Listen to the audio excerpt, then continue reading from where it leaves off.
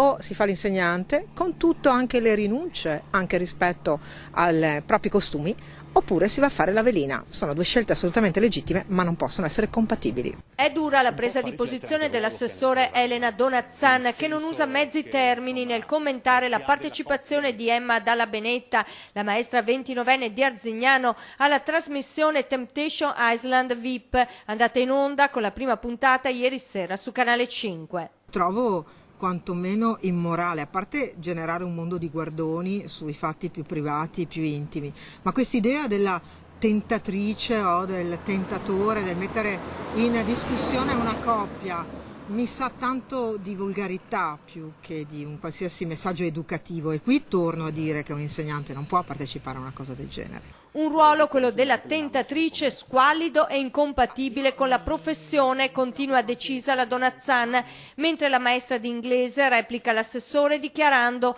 non penso che l'essermi mostrata in costume mi renda meno competente o professionale a scuola, potrei addirittura essere un esempio positivo per il fatto che cerco di tenermi in forma e in salute.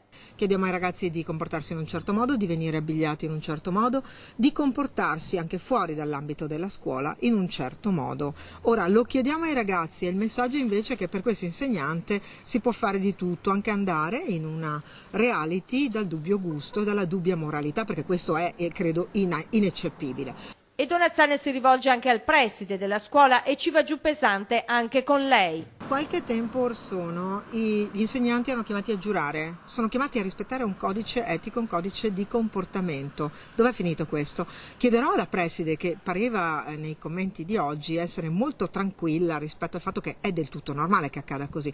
La prossima volta che un fatto accadrà in quella scuola, di un'offesa a un insegnante o di battute sessiste, chiederò a quella preside che provvedimenti intende porre in essere, perché oggi non li ha posti.